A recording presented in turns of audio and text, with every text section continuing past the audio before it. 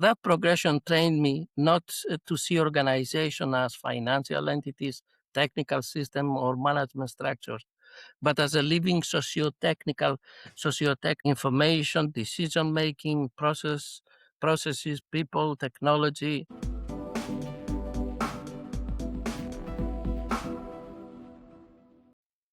Ladies and gentlemen, a specifically warm welcome today with the BPM 360 podcast. My name's Caspar, your host, and with me is probably also sweating out of his house right now in Germany, Russell.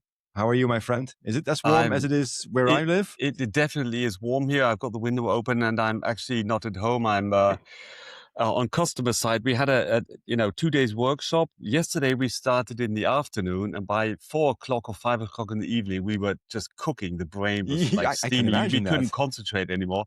Today we started a bit earlier at 8 o'clock, and it's been okay. But now the temperature is rising, so I'm looking forward to getting this recording over and done with. we'll make that happen. And I think warm is, of course, a relative term because we know I have a guest that probably is much more used to the 30 plus temperatures we have in the Netherlands right now. Yes. But Russell, you brought him on. Who are we talking to? So tell us.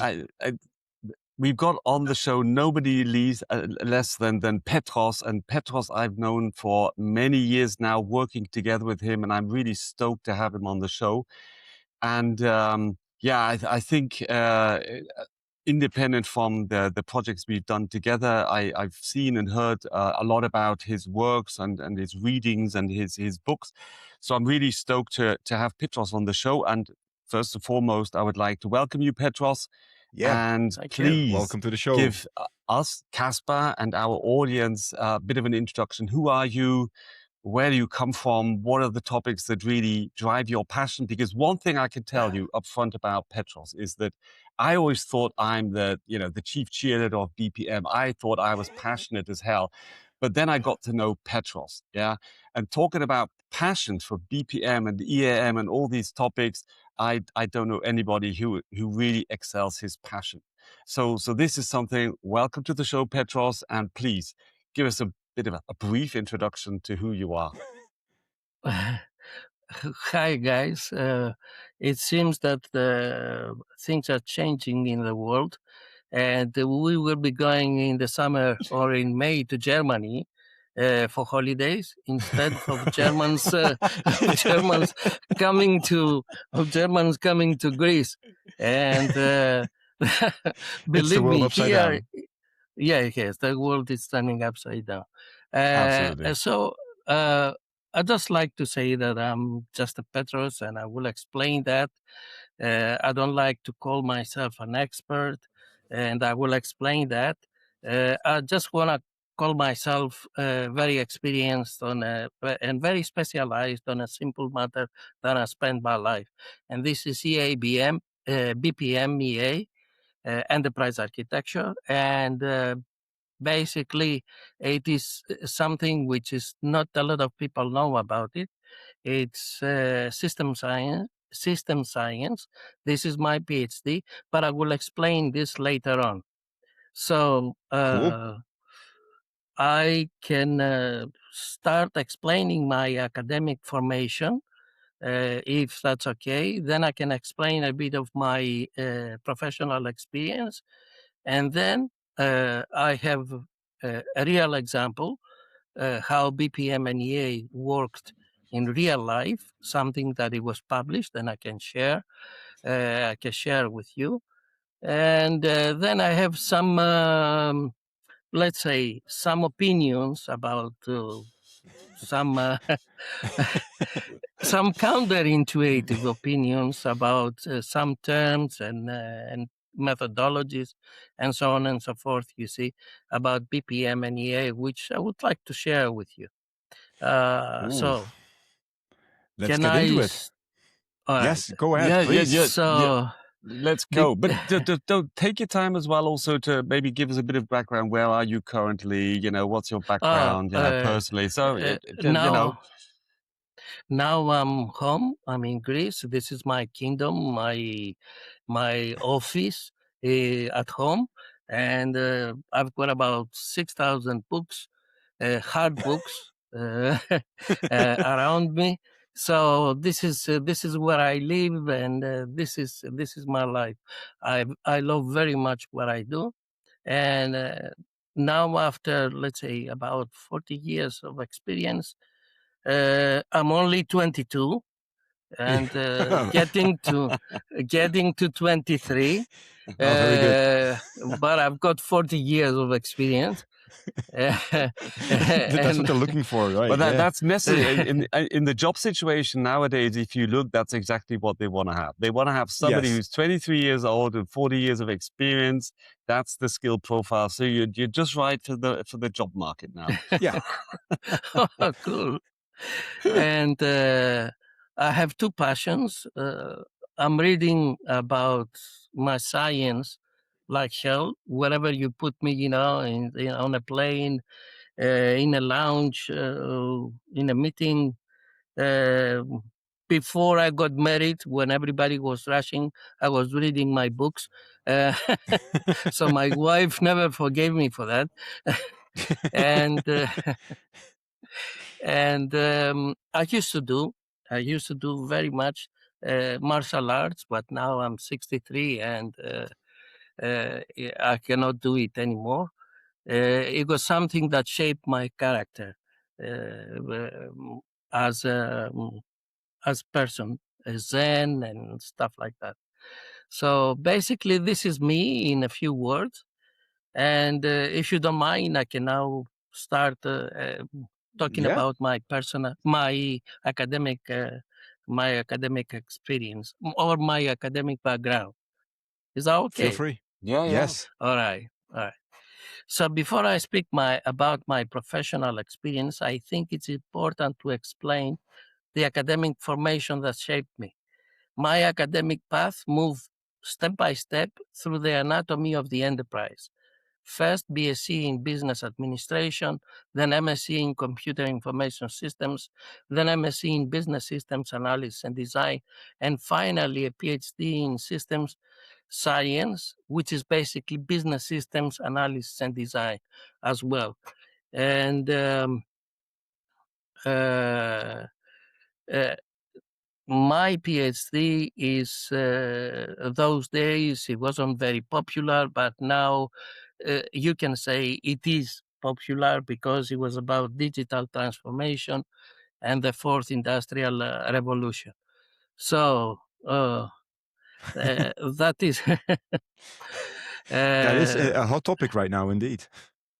it is a hot topic, and everybody's talking about digital transformation, and I will talk about it later on, but I think. So that progression trained me not to see organization as financial entities, technical system, or management structures, but as a living socio-technical systems, a purpose of purpose, information, decision-making, processes, people, technology, and I will explain those terms below. But the decisive turn in my academic career was my MSc in Business Systems Analysis and Design at City University in London. Those days, there were only two MScs on that. In the whole of UK, it was City University with Business Systems Analysis and Design and LSE. But City University was known to be extremely tough MSc. Anyway, I will explain that as well. The idea behind the program was extraordinary those days. They, the whole idea was to produce executives who were fully business, 100% business, and 100% information systems, and 100% technology savvy as well. Not half business, half technical, and half of other things, but fully of them. The program was extremely demanding. We covered 32 domains, which each one was nearly a BSc. And the exam was based on only 4 papers with real business cases. You were not writing like on statistics, on economics, on information systems. It was real examples, real life examples that you had to solve on the exams. It was Sounds tough. yeah, it was tough. You had to know, as I said, business, economics, statistics, not only as individual domains, but how they come together. That's where their main focus. They used to call it a living, and excuse my German here, a living Gestalt. Is that correct? Gestalt. Yeah, Yes. Gestalt. Yeah. Gestalt. Gestalt. Yeah. Yes. So basically, it forced us to think across levels, from the boardroom to the business processes, to information systems technology, and to technology itself.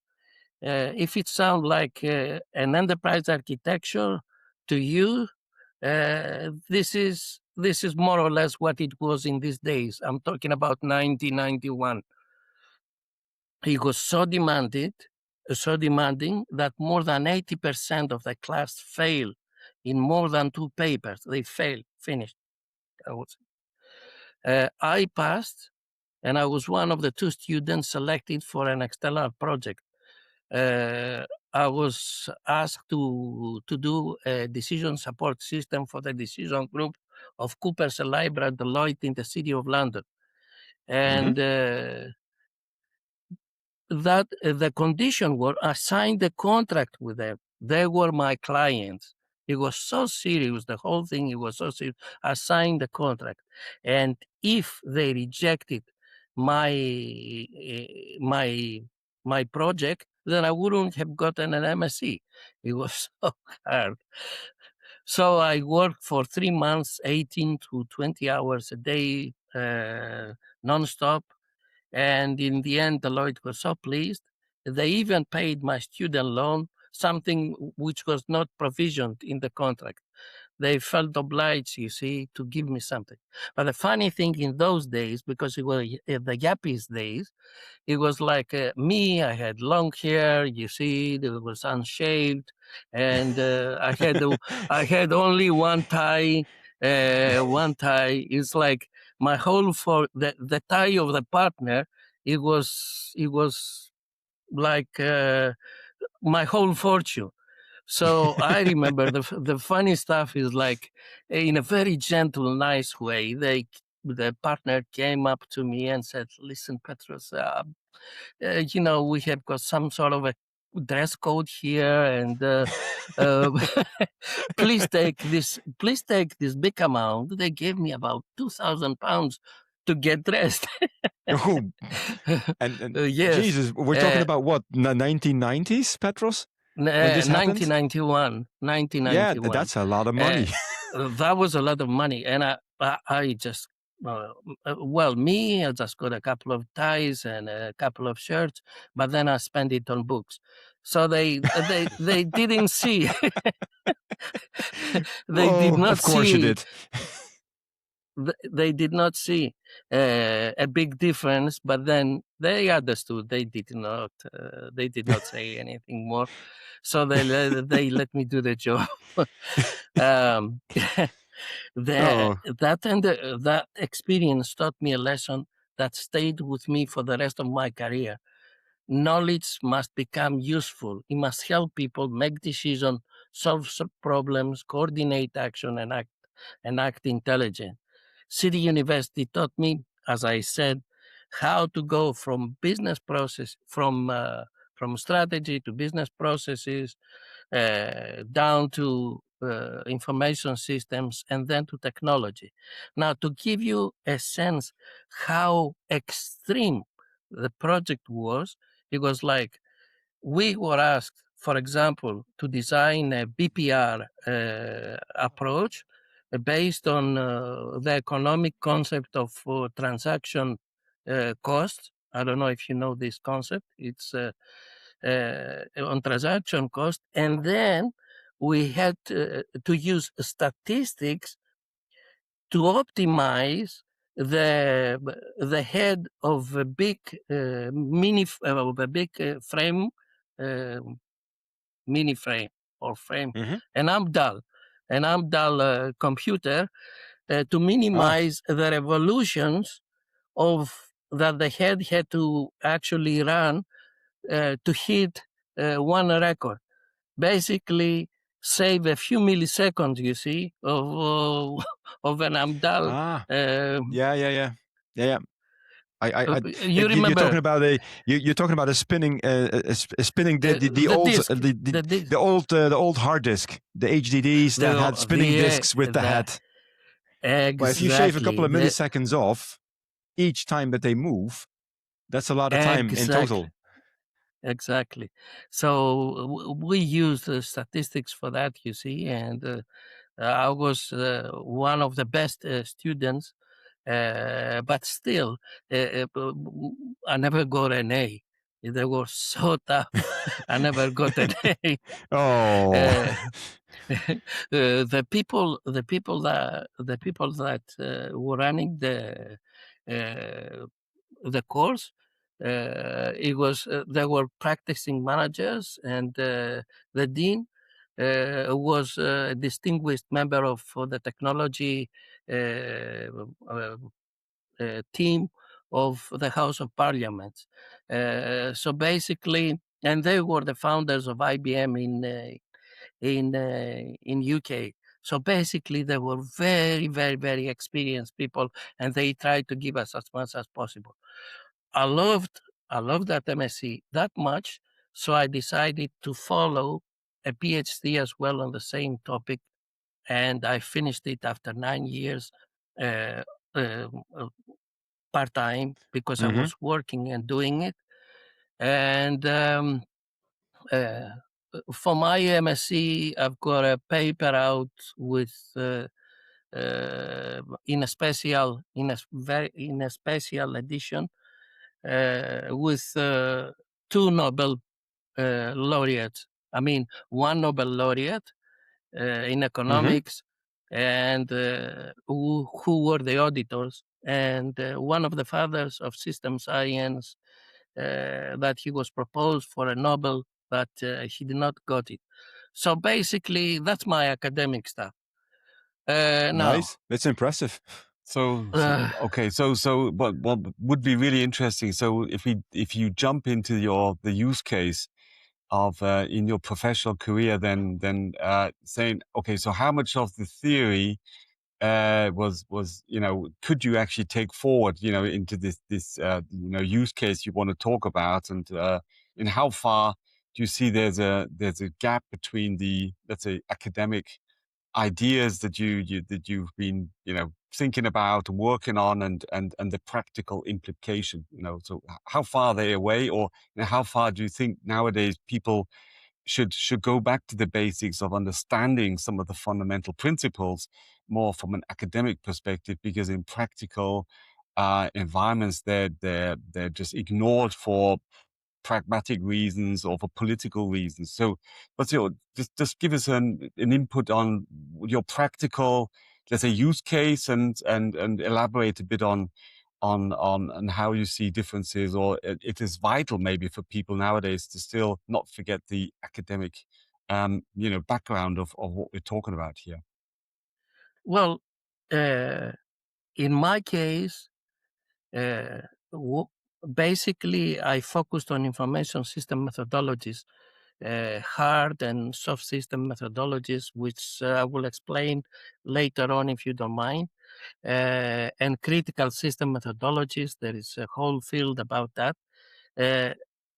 Wherever I learned, I implemented 100%. In the beginning, when I started, I made the mistake of actually talking about the theories, and people use immediately to tell me that, okay, Petros, I remember one said like, that's nice, Petros. Where have you parked your spaceship? because this all sounds very theoretical, and we are practical people here, and so on and so forth. So after a while, I realized, don't speak about theory, but do it without saying anything. I implemented, and this I can sign off 100% whatever I was taught. And the theory of system science never failed me. Never failed, 100%. Now, talking about with the current situation, I do not see, and this is my humble experience, business school producing something like the City University used to call hybrids. Business schools do not produce people that they know how to put together business. I don't want to say IT because it's all in technology, business and information systems, and this is a pity. This is a pity. We are, in my opinion, we are left only a few dinosaurs in this in this planet. But still, I hope that in 5 years or something, I will take up an academic career, and possibly I will create a syllabus and possibly a degree for that very thing. Okay, but coming back to your, let's say your working experience, Jean, in which scope were you actually implementing this? So just maybe give us some hands-on examples of what you actually did. Yeah. All right. I goes. No need to speak about, you see, now about. You don't have to do all the projects. Just take out one. Else, no, I will go. We may get a bit of a time issue here. So really, let's just pick out one. Okay, let's talk about Vodafone. Yeah. I will go to the Vodafone project, which is more than 20 years ago, and this was published. Usually, I signed NDAs, very strong NDAs, and I was an IS auditor as well in Deloitte, so I'm very careful of what I'm saying. Now, let me find this. Okay, I will start with a bit of a theory first. Now, since I'm talking to a BPM EA audience, I need to point out that BPM has reached the board, in my humble experience, but not enterprise architecture. The board does not understand what enterprise architecture means. It's like it is not something which it's intuitive to them. And in my whole career, I have not been asked to do an EA project itself, only information systems, enterprise information systems. Nobody asked me, listen, Petros, I want an EA for the sake of EA. This is this I regard it as remarkable. Petros, could you allow me a side question on this, real quick?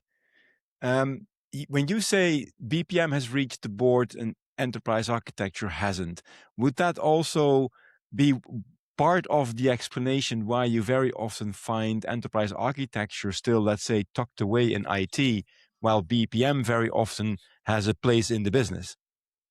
Now, that was the second thing. Enterprise architecture. No. It's it was a good pass. You see, that's exactly the problem. You see, classical management see it as a sort of technical issue, not a business issue that they have to grab it and run it. And IT itself usually like to sell this idea. right? Yeah. I can only share one phrase from one of my biggest projects where IT was pushing to take the project in front of the business. And the business said, uh, the top director, he said, like, he listened to them. They spoke for about 30 minutes that why IT has to do it and so on and so forth. And he said, okay, now I understand. Listen, you come, you take my chair, and you get the oil and gas out of the earth right now, okay? And I will go and do your network stuff. And then everybody went silent, you see, because because business nobody could do, of course, you see, what business was doing. Now I'm just trying to go to the So what was the ultimate at Vodafone? What was the initial objective, or what was the actual, the pain point where they said, okay, Petros, let's kick off this project, or what was your challenge you saw there? The major challenge was like Vodafone and the .com organizations grew up very fastly. They were giants with wooden legs. They had no time to cultivate their internal organizations. So basically, I was very lucky, and this is very important. I was very lucky to have very enlightened, in Vodafone, very enlightened management. When I made the case that we have to create an organization, okay, that is didn't use EA, I used BPM because they understand BPM, cut cost, integrate different functions, and downsize without actually taking peoples out. Downsize operations, make them uh, quicker, and so on and so forth. They did understand, and they gave me a free hand in all my works, in all my projects. The management gave me 360 responsibility. So idea to action. You have the idea, you come to the board with one A4 pager explaining what's the issue, what are you gonna do, what's the solution, what is the return on investment, how long the project is going to take, and that's it. Get the So money and go. so think about it. So if you're thinking about a classical business, I'm not going to say re-engineering, but like an excellence initiative where you say, okay, we have these and these economic benefits. Is it so that then the BPM is something that initially attaches to the pains of the business better than the enterprise architecture perspective? Most probably enterprise architecture would cover it as well, but it's misused or interpreted more in the direction of a technology. So in this case, you got let's say the objective or the order. We need to be more performant. We need to streamline our business, and business process management is the obvious way to actually initiate this project. Yes, absolutely. In my mind, BPM and EA are the same thing, and I will explain this in a minute. In my mind, it should be one thing as well, and I have implemented it as one thing. Uh, and it was always from the business side. I was I was in the middle. Let's say I was the middleman between IT and business. I was talking the business language and I was talking the IT language. So basically, I knew English and I could speak to both and translate, let's say, from Arabic to Chinese and Yeah, and yeah, back. exactly. So basically, that's what I did. Now, I can explain if you give me 3 minutes, I can go through the Vodafone example and then I will Sure. solve a lot. Um, as we said, the major problem in many organizations is that enterprise architecture is still regarded as technological or IT project. And the same mistake is often done with digital transformation. But enterprise architecture, properly understood, is strategic. A classic MIT, I don't know, this is a classic MIT book from the 2011 by Jenny Ross and et al. It speaks about enterprise architecture as a strategy and argues that an operating model defines the necessary level of business process integration and business process standardization of data integration and business process standardization. There are two axes that they are presenting. Uh, Data integration and project and process standardization. To give you an example, McDonald's is at the top of the both. They sell the same product all over the world, so they've got standardized globally the processes, and the data is exactly the same. They use the same raw materials, the same cooking recipes, and so on and so forth. For Vodafone, we could standardize our processes with the rest of with a global organization,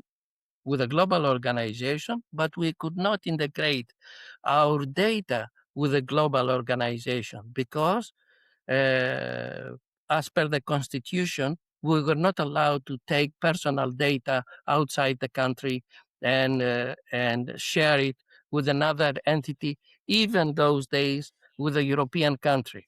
So, do you see the model that they are presenting? This is an old model, but it's still useful for me to make the case. I used it.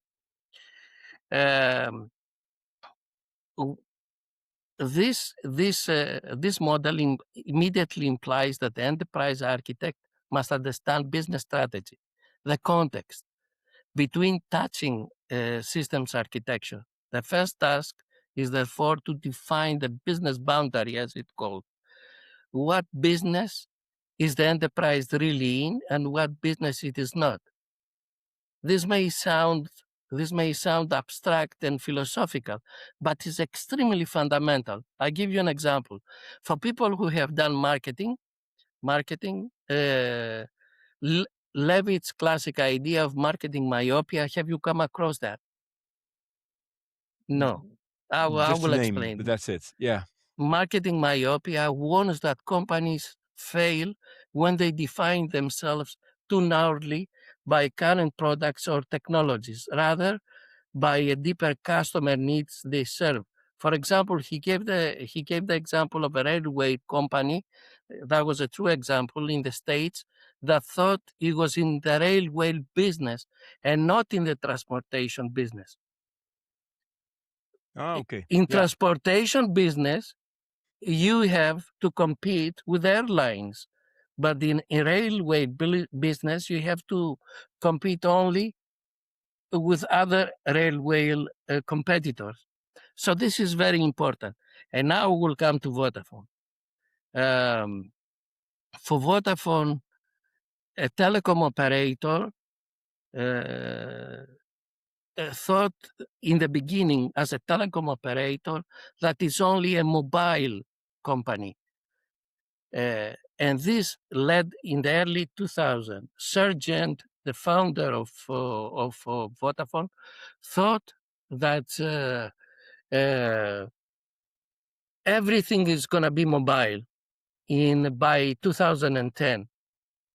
So basically, Vodafone did not invest in the landline internet. They did not invest in that. So by mid-2010, Vodafone was feeling the issue very much. To give you an example, a practical example, how strategy can actually change things on the ground.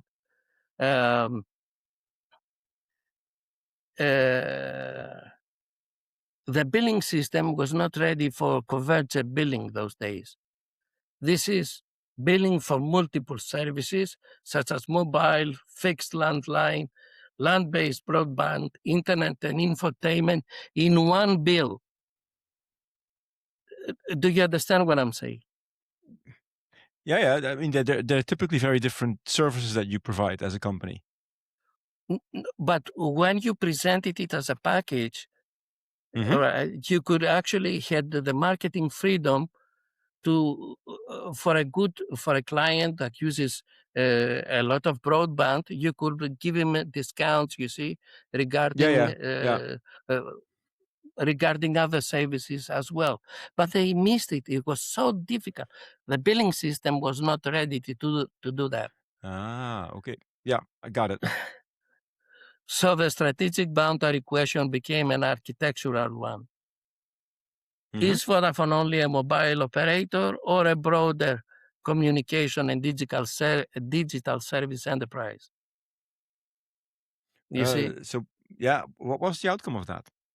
I The guess the latter, outcome, but the outcome, it was like the state-owned company that had the landlines starting became number one in the market. okay. Yeah. So Vodafone lost its leading edge. Furthermore, by seeing itself Vodafone as a mobile operator and not a mobile manufacturer, allowed Apple to take the lead in the mobile field. Steve Jobs basically thought out of the box, made Apple what it is today with the iPhone and the iPad. And more or less, it left Vodafone with a commodity of the network services and as a reseller of Apple. You see what I'm saying? Yeah. There were not. There were.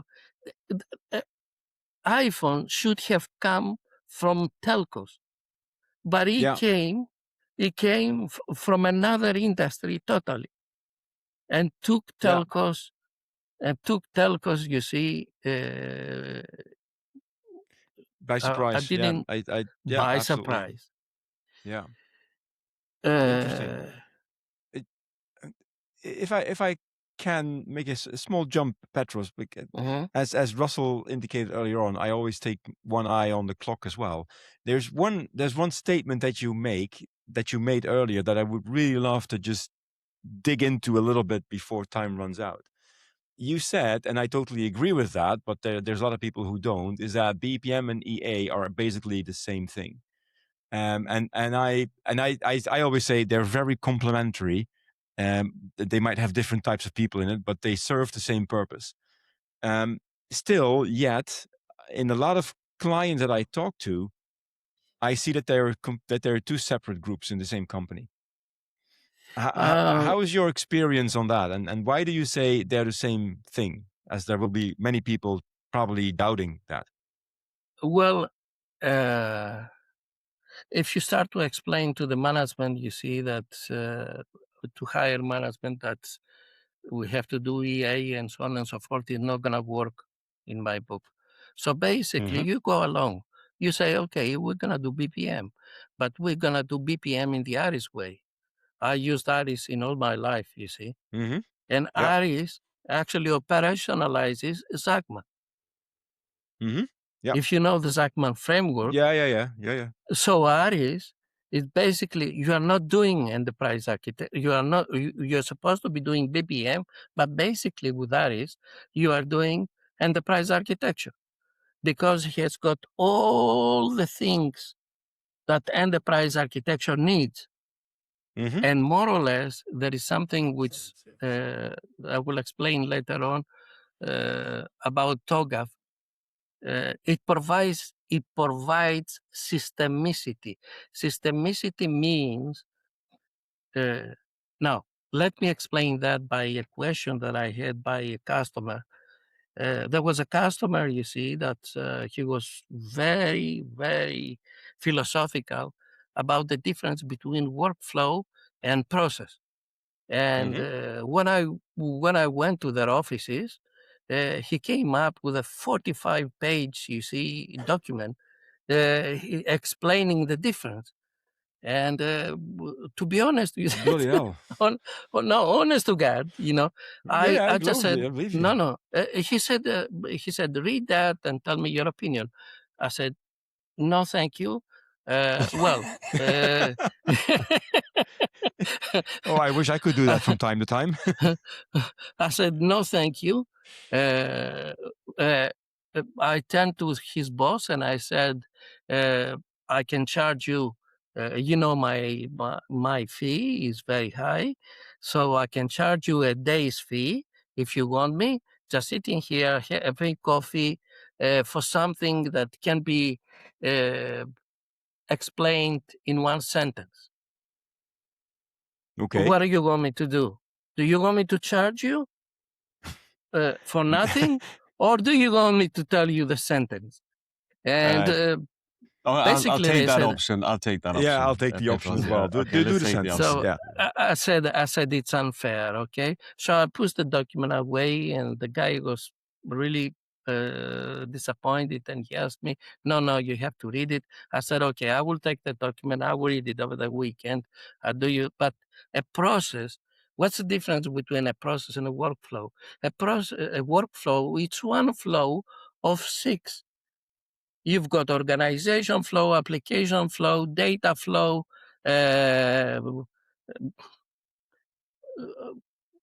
controls flow, and so on and so forth. So that's it. That's it. One sentence. So workflow in ARIS, it's only one flow.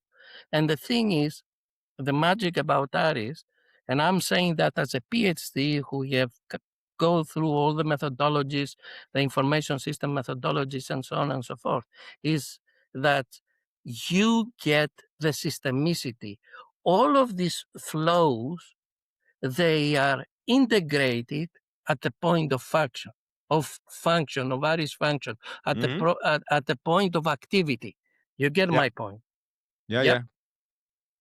So I do. basically, they were very happy. Now, let me tell you about the Vodafone. Some things you see that we did with that. The starting, I was asked to do, and it was the first time in the telcos that I proposed to do the network, to perform a BPR for the network processes. The network processes for the electrical engineers were no for a non-electrical engineer. What do you say? Who are you to know electrical engineering, and who are you to re-engineer the processes? I mean, usually engineers, they are like that. But they are engineers, they become your greatest fans after that, because they think because they know formal logic. So basically, we started with the network processes. We mapped the ASIS to 4,000 A3 pages. EPCs, 4,000 A3 pages. It was 12,000. It was 12,000 tasks and 7,000 fields scattered across countless Excel files. And I have to make a very serious point here. This was not because the engineers were disorganized. It was exactly the opposite. These Excel files were the heroic attempt of the engineers to keep the organization alive, because there was no integrated system to support them. So what did we do? The first thing it is done, and usually people overlook it, it's abstraction. Abstraction sounds very, very philosophical. Actually, it was the first thing Aristotle himself did, and created, he was the first scientist. Abstraction is like, we looked at the data and we abstracted it in categories that allow us to actually see which data fields were overlapping, or they were the same with the different name, and so on and so forth. So we came down from 7,000 fields to 3,000 fields, and from 12,000 activities, which not even Boeing has got 12,000 activities, we came down to 3, and if you know SAP, to I do. 3 standardized PS templates. Okay. It goes for 2G and one for 2G and one for and two for 2.5G those days, the GPRS. Yeah. I'm talking about 2004, something like that. In addition, we standardized work orders, SAP work orders, and which since you know PS, you can actually hang them under the WBSs, the work breakdown structure, Yeah. and we standardized quality as well. And quality was part of the work order. Mm-hmm. Yeah, but the major thing, that we did, we abstracted the business from the technology. Everybody was asking one thing. Listen, Petros, okay? We've got a technology that runs, you see, with 1,000 miles per minute. Now you're going to build a whole system that took about 3.5 to 4 years. And when you finish, it will be obsolete. So why are you building that? So we had to abstract the business from the rate of technology. How we did that? We said the answer was very simple. Now you've got a standardized template in PS for 2G and for 2.5G. If 3G comes along, we will create another standardized template. So basically, 4G comes, we do another template, and nothing changes. So Work order. what I really like about this is two things you just said then, and what you practically did in a very big scale is this decoupling of the business, this abstraction of business, and the technology. Where in a company that grows so fast, but it is very heavily dependent on technology, that it grows, let's say, randomly, wildly, and without guidance. And it's hard to, when you're looking at and analyzing it, it's hard to differentiate what is really a necessity from a business perspective and what is something where you just have, like, let's say, historically grown technical, even limitations, or just heterogeneous structures that cause a lot of chaos as well. And so the systematic approach you took by actually then clarifying what is actually the business process, what is actually happening there, and then what is the required technical infrastructure to support that.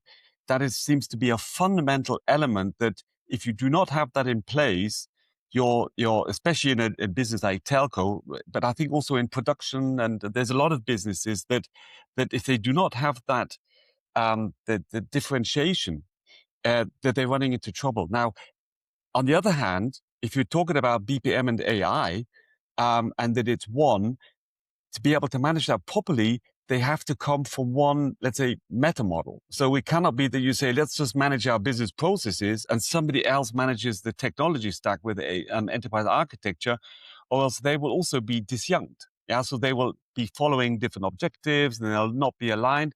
So Exactly. it seems like there's a necessity to have one meta model, one method, but in this, very clearly distinguish between the business, let's say, process view or the business architecture and the system technology architecture.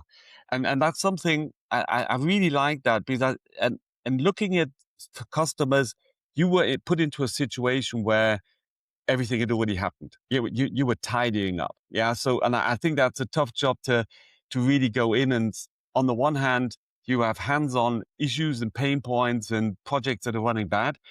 And you have to argue for a phase of analysis and abstraction, although they have so many pressing issues. Because a lot of customers, it's the other way around. Well, more or less, they say, let's do a project.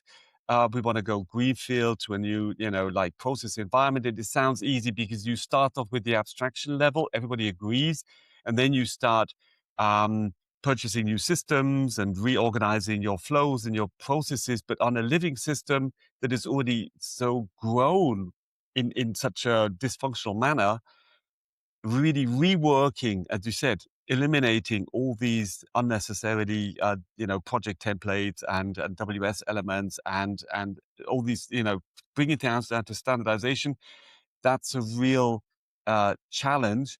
And how far do you see that this guiding principle, this abstractive model that you built up to guide you and your team through, how far was this also understood by the business? Was it something that you needed just for your team to have clarity and the guidance to be able to know where to consolidate and aggregate and optimize? Or was it something that you also strongly established within the management level or in the operations? Was it more an internal thought model for the team, or was it something that you say went beyond that? It changed Vodafone's way of thinking and communicating on a management level? Well, I will give two answers to that. But I like the question, but we lost Caspar. What happened to Caspar? He gave up. He he He he's at cannot take the heat. No, he cannot take. It seems like he cannot take the heat. But what I would suggest is we finish and wrap up, and then that's no problem. Okay. Anyway, it's just the thing is, Russell. It's there is a pyramid which is called the pyramid in system science, which is called events, patterns, systems, and I will use, excuse my German, Weltanschauungs, worldviews. Was that correct? The way I said it? Yeah. And, More or less. and worldviews. Well, the thing is, when you focus on events, when you focus only on events, events are infinite. Mhm. So you're not gonna make a progress. You're not gonna go through. Every system has got an underlying current that more or less remains stable. Otherwise, the organization will explode into pieces. If everything is chaotic, the system, first of all, chaos. Organized chaos has got order. All right. Unorganized chaos is totally entropy. But if you have a system has got an underlying structure that it doesn't change very often. Some people, they call it, I better give you a philosophical example. Did you heard of Heraclitus, the philosopher, pre-Socratic philosopher, who said that you never enter the same river again, meaning that everything changes, right? Yep. Yes, but because it's not the same exactly water that you went in a minute ago, but the riverbed doesn't change so often. It might take years or thousands of years for a river to change its direction. Mhm. You get my point. So abstraction, but using system science that I haven't gone there, abstraction allows to find this structure that more or less remain unchanged. And this structure was translated into WBS level 1, 2, 3. Yeah. 3 levels of Yeah, WBS. absolutely. I mean, that's what we do when we come up with a, let's say, process architecture and with finding the patterns and the structures that are not that are stable. So it's and around this architecture, which has a certain fluidity, of course, over the years, we then build the let's say the reality, as you say, the events. The water flowing through the river has to find its way through this architecture. I think it's a very nice picture because sometimes people struggle where they say, yeah, but these processes are too generic. On the other hand, if you want to explicitly, like maybe process mining wise, I want to have every individual process somehow mapped out, then even there, you will only be able to analyze it properly if you already have some happy flows as an architecture, where you say this is our, you said standard WBS on 1, 2, 3, like a standard procedures or standard patterns that in the architecture can be used as a like a lighthouse, like a guidance for, is this normal, is it not normal, and how far is this random, or is it something that is based on a certain, like a structure, even and has a certain real purpose and meaning, and can be evaluated as good or bad, to be excluded, or to be to be followed up on. So and I think that's coming to the point, and that's what I like about your elaboration, is that there's maybe, I think it's I'll say the buzzwords around certain frameworks and the names they've been given, BPM, EA, TOGAF, etc. Fundamentally, there is what I understand from your academic view on it, especially coming from a time when the buzzwords around tools and methodologies and companies trying to sell it, there is an underlying fundamental systematic approach to understand why BPM and EA are actually one. They're just a different, maybe dialect, or a different interpretation in a specific context that is used maybe even more for marketing and for tools than for the real sense of it. That's something Well, I would see here. well, I will agree with you. For me, BPM and EA, as I said, it's the same thing. But I will add something which is not popular. BPM and EA, they've got a ceiling, and this is where system science walks in. System science give you the ability to understand how why these processes appear, and why you've got these events running, and so on and so forth. Now I'm talking about sciences like cybernetics and system dynamics. I don't know if you have come across those sciences. Cybernetics is the science of control in man and machine. And basically, it explains. Now, to explain cybernetics in a sentence, it's like cybernetics and system dynamics. They say there are two, let's say, feedback loops in the world that they create.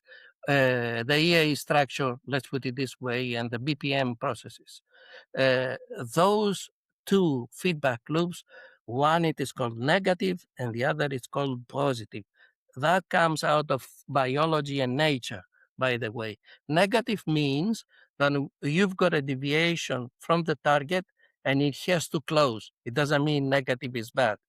Positive is the other thing. It's that you increase the deviation. For example, a positive feedback, it would be you put money in the bank and you leave it there, and interest amounts upon on interest, and so on and so forth, in an everlasting, and so on and so forth. Now,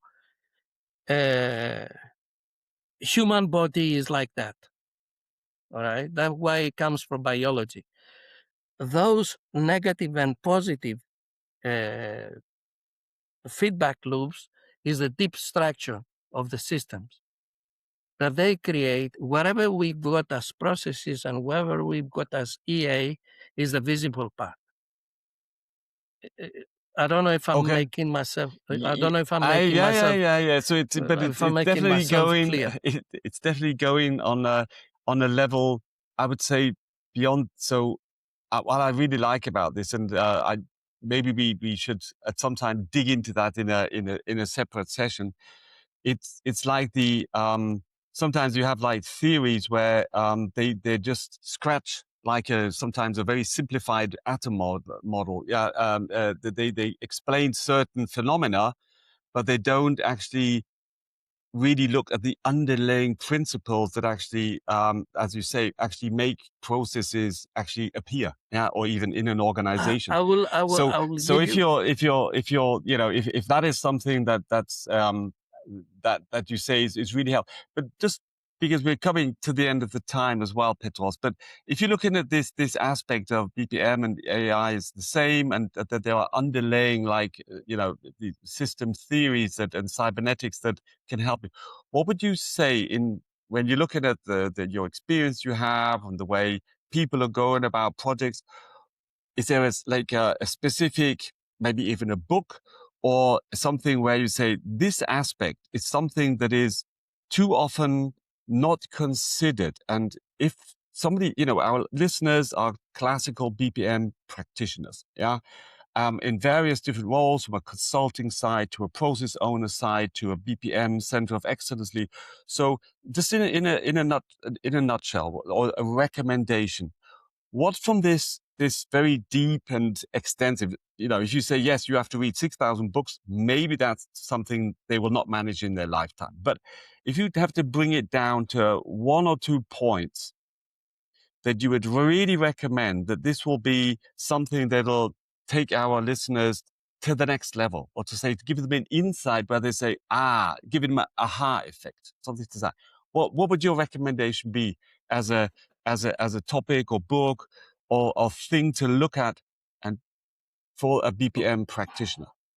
Okay, it might took me years to understand those sciences, plus other sciences, which I never mention now. I will stop here because it will get really big.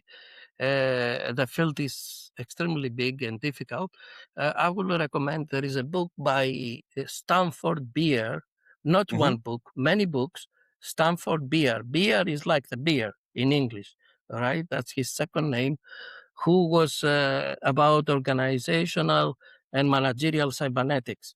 And Okay. managerial cybernetics, which explains the 5 subsystems that every viable system, viable means a system that can actually sustain its ID in its environment. Okay. Good. So, All right? you say that's And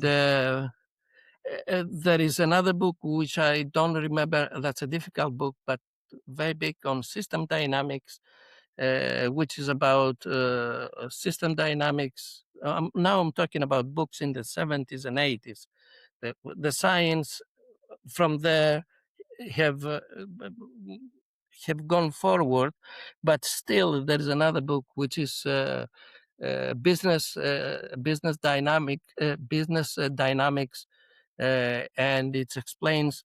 Maybe I don't get to No, the we'll title you know exactly right. we'll put the title in the show notes, and so ultimately is what I also think is good. So actually, before we, you know, like idea share with process management and all the re-engineering things, so there is a fundament of thoughts from the 70s that are actually a baseline for all these nuances we Exactly. see now. No, And that's great. you So said it yeah. perfectly. Yes, there is a base which, for me, in every business school, they have to be taught. Okay. And it makes a huge difference of how do you see systems, how do you see underlying currents and underlying structure. I'm not Cool. gonna go to chaos. I'm not gonna go to chaos theory and to critical system theory and blah blah blah blah blah, and to complex adaptive systems, something which is very present, and it's extremely difficult Okay. for people, you see, for an ordinary public to read. But still, these are for me foundational Thank you. for them to read. Super, Petros. So the time's coming to an end. I'd really like to thank you for your Really? insights. One Yes. hour, 1 hour gone? Yes. Over an Okay. hour has gone. And Over an hour. yes. So on this place, I'd like to thank the audience for listening. Anybody can reach out to Petros. We will have his LinkedIn profile in the show notes, and also his book recommendations for anybody who really wants to dig in deeper here. Please also ask questions if you're interested in having some direct feedback. As I said, reach out to Petros, reach out to us, and Petros, it was great having you on the show. I hope we can have a follow-up session sometime and diving to some other aspects. I know you've got a lot to talk about and a lot of experience. So for now, I would like to say thank you and goodbye. Thank you, Russell. Thank you, Caspar. Super.